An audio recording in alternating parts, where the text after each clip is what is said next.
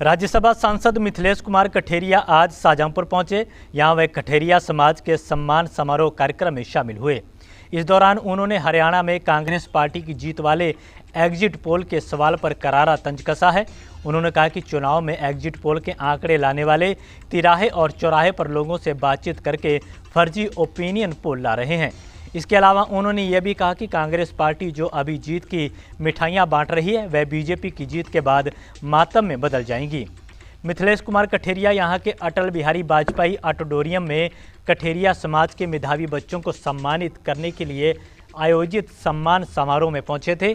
यहां उन्होंने high school और इंटर समेत दूसरे प्रतियोगिता परीक्षा में अच्छा स्थान पाने वाले छात्र छात्राओं को सम्मानित किया। इस दौरान उन्होंने हरियाणा में कांग्रेस पार्टी की सरकार बनने के एग्जिट पोल के आने पर सवाल पर तीखा हमला बोला है। मिथिलेश कुमार कठेरिया ने कहा कि एग्जिट पोल दिखाने वाली संस्थाएं तिराहे और चौराहे पर चाटुकारों से बातचीत करके एग्जिट पोल जारी कर रही हैं। असली एग्जिट पोल नतीजे आने पर ही सामने आएंगे। जो खुशी कांग्रेस पार्टी मिठाइयां बांटकर मना रही है वह बीजेपी की सरकार बनने पर मातम में बदल जाएंगी। इसके अलावा उन्होंने कांग्रेस पार्टी के नेता राहुल गांधी पर भी जमकर निशाना साधा।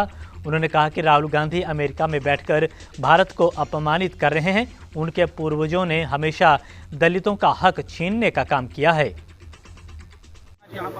ये कठेरिया कल्याण समिति शाहजहांपुर की जिन बच्चों ने हाई स्कूल इंटर में अच्छे मार्क्स प्राप्त किए हैं, मेधावी छात्रों को आज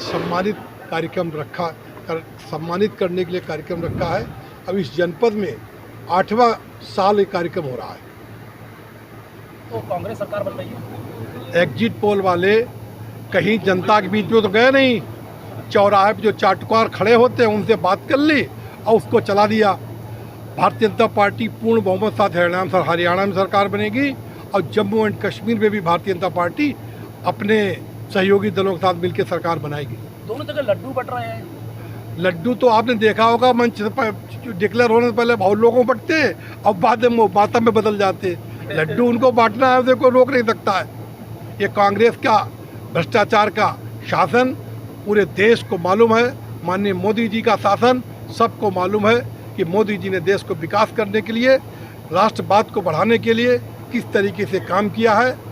अभी आपने देखा होगा जो नेता कह रहे थे संविधान खतरे में है, वो अभी जब गए थे अमेरिका तो उनके दिल के अंदर से बात निकल आई, क्योंकि उनके नाना पंडित जवाहरलाल नेहरू, उनकी दादी इंदिरा गांधी, उनके पिताजी राहुल गांधी, सबने 1956 से लेकर के 1961, 84 और 87 तक SC, ST और OBC का विरोध किया। और माननीय मोदी जी जब तक इस देश के प्रधानमंत्री रहेंगे, भारतीय जनता पार्टी का राज रहेगा।